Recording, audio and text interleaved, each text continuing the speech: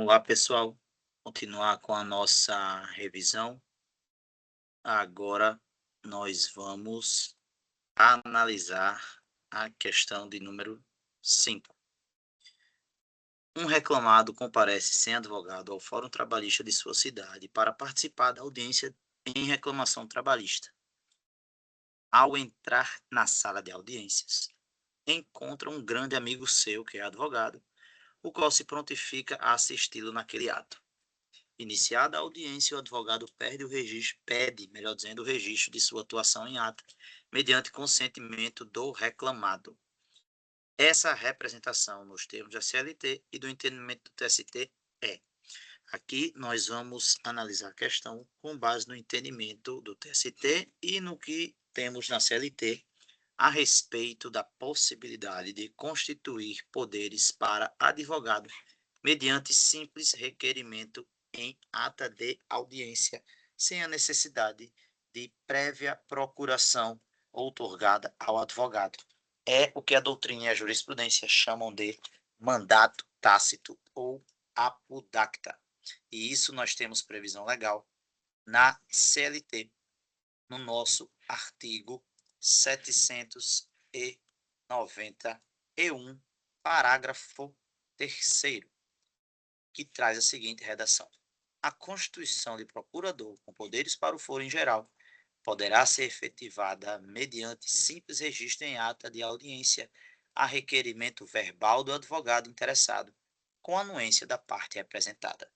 Eu falei, é o que a doutrina chama de mandato tácito ou apodacta. Portanto, é um ato processual válido, é uma representação válida, de modo que a gente elimina a letra A, pois não é inválida em razão da ausência de procuração específica para tanto. O advogado, mesmo sem procuração específica, repetindo, ele pode sim representar qualquer das partes no processo, desde que aconteça exatamente o que foi dito no enunciado: requerimento do advogado e anuência ou consentimento da parte, certo? Ela não é válida apenas se o autor também aceitar. No caso concreto, não tem importância alguma o posicionamento do autor da parte contrária daquela que está requerendo a representação, porque ele não pode interferir nesse ponto. Ela não é nula por contrariar a norma do PJE, porque nem existe nenhuma norma referente ao PJE que trate a respeito disso, e ela não é válida somente para a apresentação de defesa oral, ela é válida para a prática de quaisquer atos processuais que não demandem poderes específicos, ou seja, que sejam apenas necessários os poderes para o foro em geral. Resposta letra B, válida, considerando-se essa procuração como mandato tácito ou apodacta. Questão 6. O advogado da empresa toma ciência da sentença proferida em uma ação trabalhista mediante registro do expediente no PJE em 19/9/2025, uma sexta-feira, sendo que o reclamante é intimado por carta com aviso de recebimento em 24/9/25, uma quarta-feira. O prazo recursal de 8 dias encerra-se. Então, aqui nós vamos analisar uma questão que envolve o conhecimento referente à contagem de prazos processuais. A parte relativa à contagem de prazos processuais na CLT está dentro da seção 1, certo? Do capítulo 2, a partir do artigo 770, que trata de atos, termos e prazos processuais. Na medida em que nós avançamos na CLT, observamos a seguinte regra no 775. Os prazos estabelecidos neste título serão contados em dias úteis, com exclusão do dia do começo e inclusão do dia do vencimento. Nesse sentido, excluindo-se o dia do começo e inserindo-se o dia do vencimento, teremos para o reclamado a seguinte forma de contagem de prazo. O dia 19/9, ele não entra para a contagem do prazo, uma vez que exclui-se o dia do início e inclui-se o do vencimento. De modo que o primeiro dia de contagem vai ser o dia útil seguinte, que não vai ser nem o dia 20, nem o dia 21, por serem sábado e domingo. Primeiro dia da contagem vai ser dia 22, uma segunda. Segundo dia será dia 23, uma terça. Terceiro dia será dia 24, uma quarta. Quarto dia será dia 25, uma quinta. Quinto dia será o dia 26, uma sexta-feira. mais uma vez, nós pularemos o final de semana, 27 e 28. Não entram na contagem do prazo, de modo que o sexto dia seria 29, uma segunda novamente. O sétimo dia seria dia 30, terça-feira de novo. E o oitavo e último dia que entra para a contagem do prazo seria 1º de outubro, uma quarta-feira. Esse então seria o prazo para a parte reclamada oferecer seu recurso, de modo que a gente já elimina a letra C e, igualmente, a letra E. Voltando aqui ao nosso prazo, melhor dizendo, a nossa contagem de prazo, desta vez para o reclamante. E registrou ciência através de carta com aviso de recebimento no dia 24/9, uma quarta-feira. Esse dia não entra para a contagem, começando-se então a contagem no dia útil seguinte, que seria o primeiro dia, 25, seria uma quinta. Segundo dia seria 26, que é uma sexta. Laremos mais uma vez, final de semana. Voltaremos no dia 29, que seria uma segunda, como sendo o terceiro dia da contagem de prazo, certo? O quarto dia de contagem de prazo seria dia 30, uma terça. Quinto dia, dia 1º, uma quarta. Sexto dia, dia 2, uma quinta. Sétimo dia, dia 3, uma sexta-feira. Pularemos novamente 4 e 5 por serem finais de semana.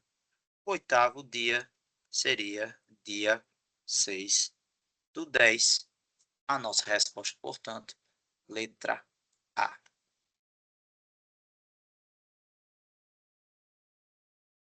Questão 7. Oficial de justiça inicia penhora às 17 horas e termina às 21 por resistência do executado. Segundo o CPC e a CLT, mais uma questão envolvendo atos processuais, desta vez horários dos atos processuais, que estão descritos no artigo 770 da CLT, que descreve a seguinte redação: os atos processuais serão públicos, salvo quando o contrário determinar o interesse social, realizar-se-ão nos dias úteis das 6 às 20 horas. Não temos nada na CLT a respeito de prática de atos processuais fora desses atos, mas o artigo 212 do CPC, em seu parágrafo 1º, fala o seguinte: serão concluídos após as 20 horas os atos iniciados antes, quando o adiamento prejudicar a diligência ou causar grave dano. No nosso caso aqui, adiar essa diligência, que é de uma penhora, iria, sem dúvida nenhuma, prejudicar essa diligência. Desta forma, existe a possibilidade dele ser terminado posteriormente, uma vez iniciado antes do fim do horário limite. De modo que o ato não é inválido por terminar após as 8 horas, uma vez que foi necessário terminar após as 20, para evitar prejudicar a diligência. O ato não precisa ser reiniciado, porque não existe nenhuma previsão nesse sentido em lei. O ato somente seria válido se concluído após as 22, de forma alguma, porque sequer existe qualquer marco que se refere à prática de atos processuais e 22 horas. E ele não será válido somente se ocorrer entre 8 e 18, até porque o horário para realização previsto ordinariamente é 6 às 20, não 8 às 18. Portanto, o ato é válido, uma vez que iniciou dentro do horário permitido. Resposta letra B. Questão 8. Karina e a empresa celebram um acordo extrajudicial e desejam homologá-lo na Justiça do Trabalho. Pela CLT, nós temos aqui, então, a análise desta questão, com base no que dizem os artigos 855-B até 855-E da CLT, que trazem o procedimento de jurisdição voluntária para homologação de acordo extrajudicial. No nosso caso, vamos dar uma olhada no que aqui dizem esses dispositivos. 855-B fala que o processo de homologação de acordo extrajudicial dará início por petição conjunta, com a obrigação de serem as partes representadas por advogados, mas elas não podem ser representadas por advogados em comum. Daí, a gente já tira a análise dessas questões, nessas alternativas, melhor dizendo. Primeiro de tudo, a gente sabe que esse acordo é possível, as partes devem estar representadas por advogados, mas não podem ser o mesmo advogado para ambas. No que se refere à impossibilidade de homologação de acordo judicial, ela não existe, ou seja, o acordo é possível de ser homologado, temos previsão expressa na CLT. É possível realizar o acordo, mas o acordo suspenderia o prazo prescricional. Embora esta afirmativa esteja parcialmente correta, a gente não pode adicioná-la como a correta, uma vez que existe uma outra alternativa mais correta, e essa daqui não está completa. Vejam o que é que diz a CLT no que se refere à suspensão do prazo prescricional nos casos de homologação de acordo extrajudicial. Tá? O 855E, no seu parágrafo único, no seu caput, diz que a petição de homologação do acordo extrajudicial suspende o prazo prescricional da ação. No entanto, ele se refere apenas aos direitos especificados onde? Na petição. De modo que, exemplificamente, se a gente tiver uma tentativa, né, uma busca de acordo extrajudicial, na qual se deseja homologar o parcelamento do pagamento de uma rescisão de contrato de trabalho e nada mais dispõe a esse acordo. E se eventualmente ele for homologado e a parte,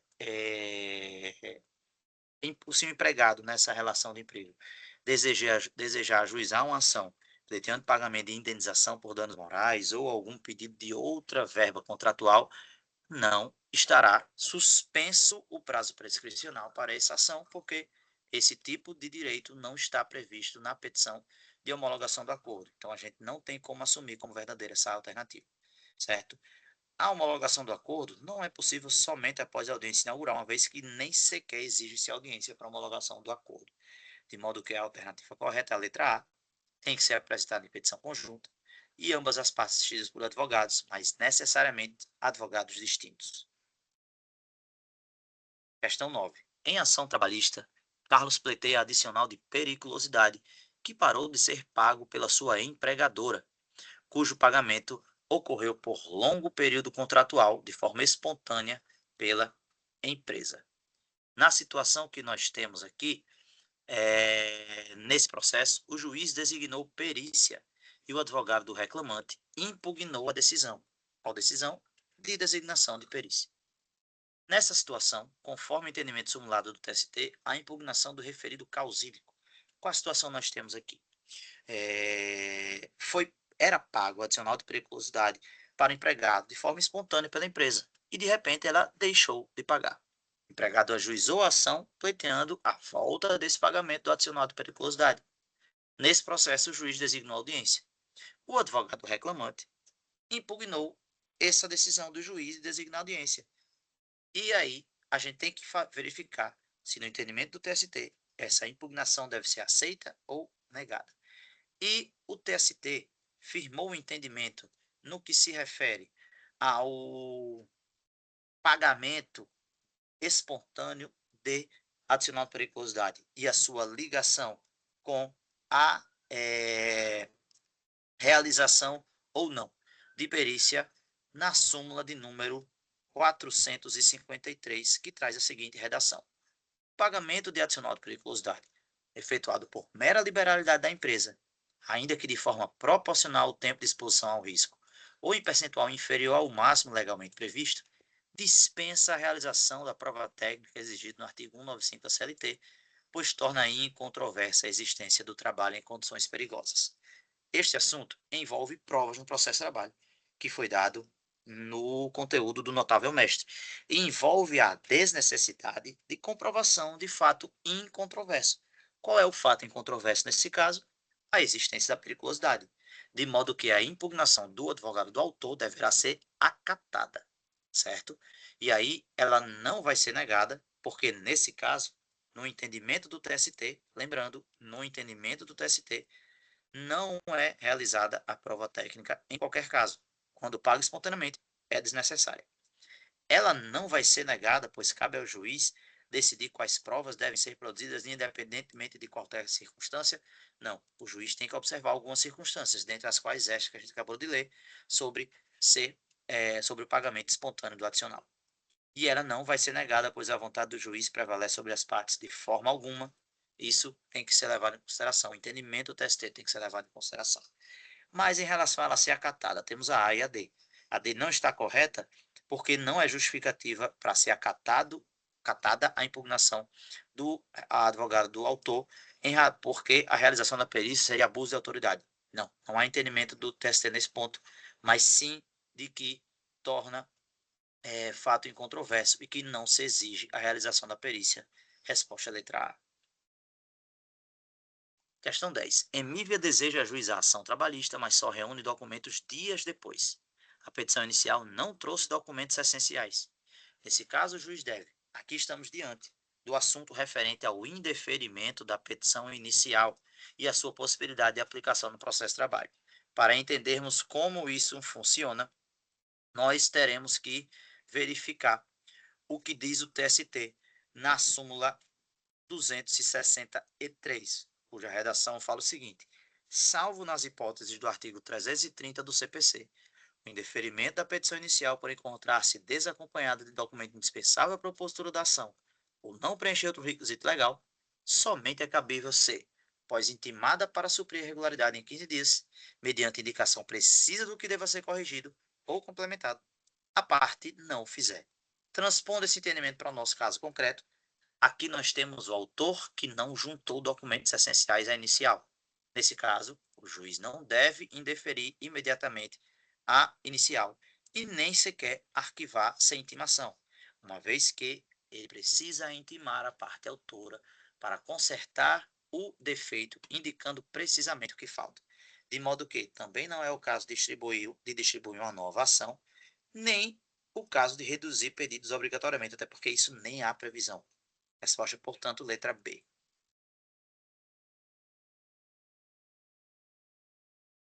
Sobre os princípios que orientam o direito processual do trabalho, questão 11, assinala a alternativa incorreta. O princípio da celeridade processual visa assegurar que o processo trabalhista seja conduzido com rapidez, evitando dilações indevidas e garantindo a efetividade da tutela jurisdicional. Perfeito, é a exata definição do princípio da celeridade. A adoção de mecanismos e interpretações que buscam compensar a desigualdade material existente entre empregado e empregador no processo é consequência do princípio da proteção. Perfeito. Os doutrinadores e é a doutrina majoritária no Brasil, que entende que é aplicável ao processo de trabalho. O princípio da proteção considera justamente que ele é aplicável para buscar compensar a efetiva desigualdade material entre empregado e empregador e trazer uma situação mais justa para o processo. O princípio da oralidade privilegia manifestações escritas em todas as fases do processo, recomendando que as audiências sejam utilizadas apenas para registro formal das peças processuais, completamente errado. A oralidade é justamente o oposto.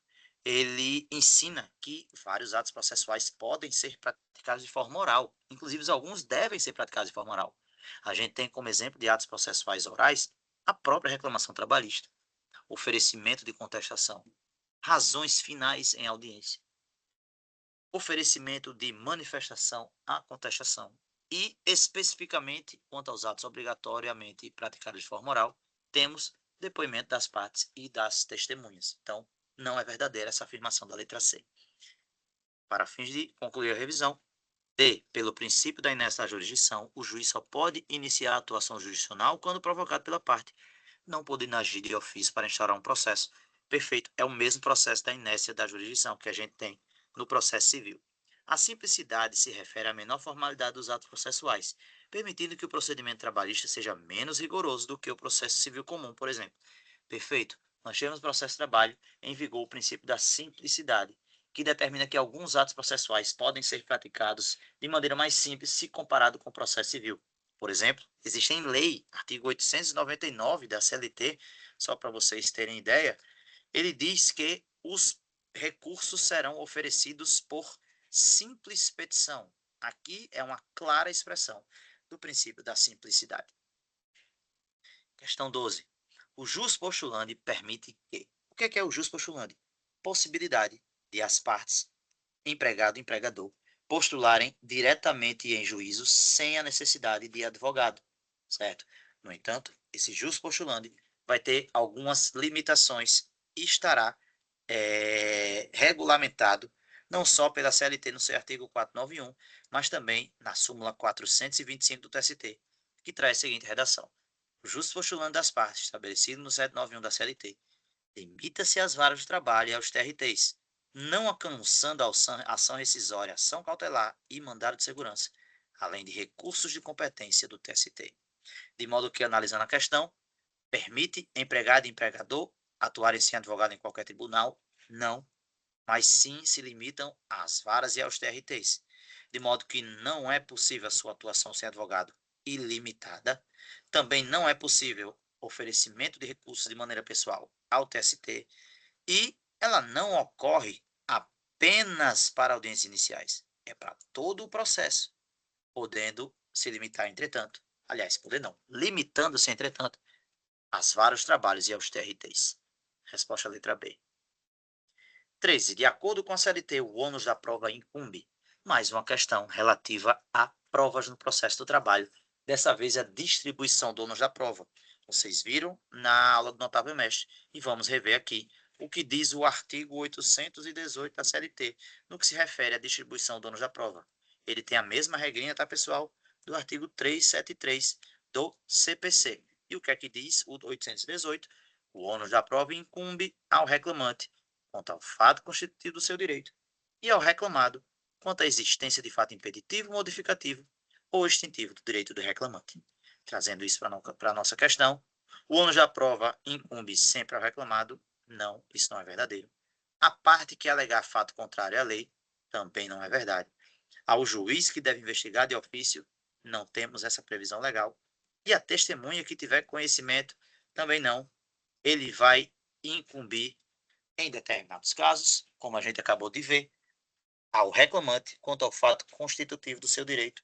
Resposta, então, dessa questão. 13, letra C. Questão 14 vai trazer assunto relacionado à nulidade processual. No que se refere às nulidades processuais, teremos uma seção específica na CLT, que inicia no artigo 794. Vamos ver o que é que as alternativas falam. Sobre a nulidade processual, pode ser declarada mesmo sem prejuízo. Não. Nós temos no nosso ordenamento jurídico o princípio do prejuízo, está esculpido inclusive no próprio artigo 794 da CLT, que vai falar que nos processos sujeitos à apreciação da Justiça do Trabalho, só haverá nulidade quando o resultado dos atos inquinados manifesta prejuízo às partes. Letra B, depende de demonstração de prejuízo, sem dúvida nenhuma, foi o que a gente acabou de ler. No entanto, vamos às outras alternativas para revisar. É automática quando houver erro formal e o juiz sempre a declarará de ofício. Vejam o que é que diz o artigo 795. As nulidades não serão declaradas senão mediante provocação das partes, as quais deverão arguidas a primeira vez em que tiverem de falar em audiência ou nos autos. Ou seja, em regra, as nulidades serão pronunciadas mediante provocação das partes, de modo que ela não será declarada sempre de ofício pelo juiz e não é automática em caso de erro formal. Só lembrando que as nulidades absolutas elas são reconhecidas de ofício pelo juiz, são aqueles vícios processuais que atingem normas de ordem pública. E a D vai dizer que a nulidade independe da parte que a alega, que não é verdade, pois isso vai de encontro ao que diz o artigo 796, a linha B da CLT, que vai dizer que a nulidade não será pronunciada quando arguida por quem lhe tiver dado causa. Então, não vai depender de quem, da parte que a alegou. Se a parte que alegou tiver dado causa a ela, não haverá essa possibilidade de que nós tenhamos a sua decretação. Ok? Seguindo aqui o nosso fluxo, vamos à questão 15. Sobre a composição e o processo de escolha dos ministros do TST, nós teremos que assinalar a alternativa correta. Essa questão vai exigir que nós analisemos a Constituição Federal, especificamente o seu artigo 111-A, que traz a forma de composição do TST. Então, quando a gente vai até a Constituição, no seu artigo 111-A, nós encontramos a seguinte regra: o Tribunal Superior do Trabalho compõe-se de 27 ministros escolhidos dentre brasileiros com mais de 35 e menos de 70 anos de idade, notável saber jurídico e reputação ilibada, nomeados pelo presidente da República após aprovação pela maioria absoluta do Senado, sendo um quinto dentre advogados com mais de 10 anos de efetiva atividade profissional e membros do MPT com mais de 10 anos de efetivo exercício, observado o disposto no artigo 94, e os demais dentre juízes dos tribunais regionais de trabalho, oriundos da magistratura de carreira, indicados pelo próprio TST.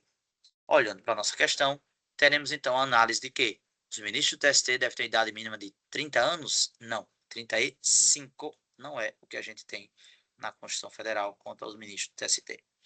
Ele é composto por 27 ministros, ok. Escolhidos entre juízes federais e estaduais? Jamais, não temos essa disposição na Constituição Federal. O TST é composto por 27 ministros, ok. Com idade mínima de 35 anos, ok. Nomeados pelo presidente da República após a aprovação do Senado, certo. Sendo um quinto deles escolhidos entre advogados e membros do MPT, conforme critérios constitucionais. Perfeita a colocação da letra C. Para fins de estudo, vamos à letra D. O TST é composto por 33 ministros. Não, não é o caso do TST. E eles não precisam ter no mínimo 40 anos, mas sim no mínimo 35. Resposta, letra C. Questão 16. Na Justiça do Trabalho, conforme estabelecido em lei, a assistência judiciária gratuita é prestada em regra por a lei que estabelece a assistência judiciária gratuita na Justiça do Trabalho. É a lei de número 5584, que dispõe sobre algumas normas de direito processual do trabalho. E em seu artigo 14, teremos a seguinte disposição. Na Justiça do Trabalho, a assistência judiciária a que se refere a Lei 1060 será prestada pelo sindicato da categoria profissional a que pertencer o trabalhador. Nesse caso, não é ao Ministério Público Estadual nem ao Ministério Público do Trabalho, uma vez que os Ministérios Públicos não têm, dentre suas atribuições, prestar assistência judiciária gratuita. Também não é do Ministério do Trabalho, uma vez que trata-se aqui de um órgão de fiscalização, enquanto que a Defensoria Pública, embora preste assistência judiciária gratuita, não é em termos de direito processual ao trabalho. Por isso que a resposta é a letra E, sindicato da categoria profissional. Questão 17. De acordo com a CLT, no procedimento ordinário, em que momentos o juiz deve tentar conciliar as partes na audiência trabalhista? Lembrando que o procedimento ordinário é aquele cujo valor da causa seja superior a 40 salários mínimos. Terá normas próprias de audiência e referente ao momento de conciliação, temos essas regras esculpidas nos artigos 846 e 850 da CLT, que dizem o seguinte: aberta a audiência, o juiz ou presidente proporá a conciliação. O 850 complementa dizendo: terminada a instrução, as partes poderão aduzir razões finais em prazo não excedente de 10 minutos para cada um. Em seguida, o juiz ou presidente renovará a proposta de conciliação. Portanto, no procedimento ordinário, é obrigatório que o juiz tente conciliar no início da audiência, antes de oferecer a defesa, e lá para o final da audiência, certo? Depois das razões finais. Nossa resposta seria a letra D. Lembrando, não é obrigatório que seja apenas nesse momento, mas é obrigatório que nestes momentos ele tente. Portanto, não é no início da audiência apenas, sendo proibida posteriormente essa tentativa. Não existe se o juiz, por exemplo, no meio da instrução, tentar conciliar as partes, não é impossível. Ele apenas tem a obrigação de pelo menos, ou seja, daí para mais, antes de apresentar a defesa e após as razões finais, tá? Então, não é depois de apresentação da defesa e antes da instrução uma única vez. Também não vai ser somente no encerramento da instrução ou antes das razões finais, na verdade é depois. E a qualquer momento do processo, ok. Exceto durante a audiência de instrução, não. Se ele quiser, ele pode tentar a conciliação no âmbito da audiência de instrução, sem problema algum. Questão 18. É fonte heterônima do processo do trabalho, exceto. Aqui a gente trata da aula, da primeira aula que nós tivemos, né, na primeira unidade, que trata sobre as fontes do direito processual ao trabalho. Temos como fontes do direito processual ao trabalho aquelas autônomas e as heterônomas. As fontes autônomas são aquele conjunto de regras que provém das próprias partes litigantes no processo trabalhista, enquanto que as fontes heterônomas são aquelas que provêm do Estado, terceiros que não se envolvem no conflito trabalhista. Nesse caso, tanto a Constituição Federal, quanto a CLT, quanto as leis extravagantes, assim como as instruções normativas do MTE, Ministério do Trabalho e Emprego, serão fontes heterônomas e, portanto, não devem ser marcadas, uma vez que eu quero a única que não seja fonte heterônoma, convenção coletiva de trabalho, assim como acordo coletivo de trabalho, são fontes autônomas do direito processual do trabalho. Questão 19, sobre a revelia no processo de trabalho, aqui nós temos uma regra diferente do processo civil. No processo do trabalho, a revelia, conforme previsto no artigo 844 da CLT, acontece quando o reclamado não comparece à audiência inaugural.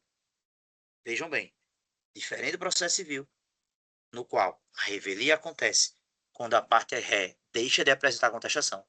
No processo de trabalho, a revelia se dá quando a parte ré, a reclamada, não comparece à audiência inaugural. E aí, a revelia poderá ocasionar a confissão quanto à matéria de fato. Por que eu falei que poderá ocasionar? Porque este efeito da confissão poderá ser afastado. Ele poderá não ser produzido se por acaso nós tivermos uma dessas 4 situações descritas no parágrafo 4º do artigo 844 da CLT. Dito isso, vamos à nossa questão. Sobre a revelia, ela ocorre com a ausência de contestação escrita? Não, isso é regra do CPC. Ela nunca gera confissão? Não, ela pode gerar, acabamos de ver. Ela depende de má-fé? Não, por mais que o reclamado não tenha comparecido à audiência por razões de má-fé, não depende dessa má-fé. Ele pode não ter comparecido por boa-fé mesmo. E aí, mesmo assim, teremos a revelia. Ela só ocorre após a instrução probatória? Não, não existe nada nesse sentido, de modo que ela vai ocorrer pela ausência do reclamado da audiência inaugural, letra B. Para finalizarmos, questão 20 trata sobre regras a respeito do rito sumaríssimo e ele diz o seguinte nas suas alternativas quanto ao rito sumaríssimo. Não se admite perícia. Errado. Se nós abrirmos as regras atinentes ao procedimento sumaríssimo, que estão previstas a partir do 852A, nós vamos observar lá no finalzinho, no artigo 852H, especificamente no parágrafo 4º, que somente quando a prova do fato o exigir ou for legalmente imposta, será deferida a prova técnica, ou seja, pericial, incumbindo ao juiz desde logo fixar o prazo ou objeto da perícia e nomear o perito. Então, pode sim ter perícia, apenas nos casos em que a prova do fato existiu for legalmente imposta. Sempre há recurso de revista? Não. Temos esta disposição lá no artigo 896 da CLT, em seu parágrafo.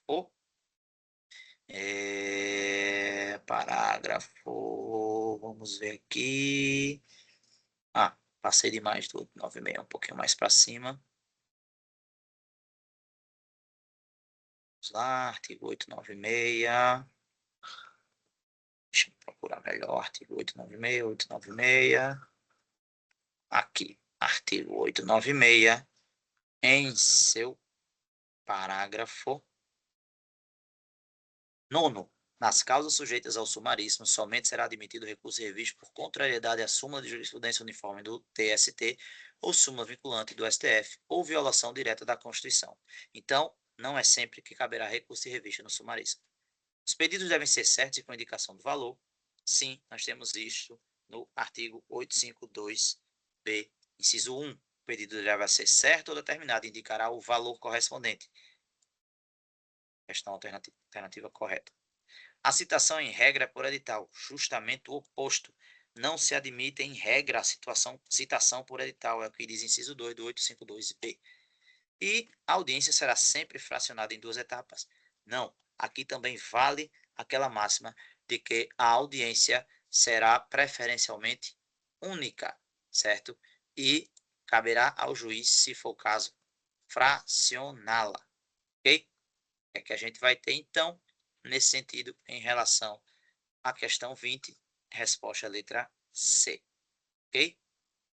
E aí, essa foi a segunda parte, né, da nossa revisão. Tenham uma boa prova. Até mais.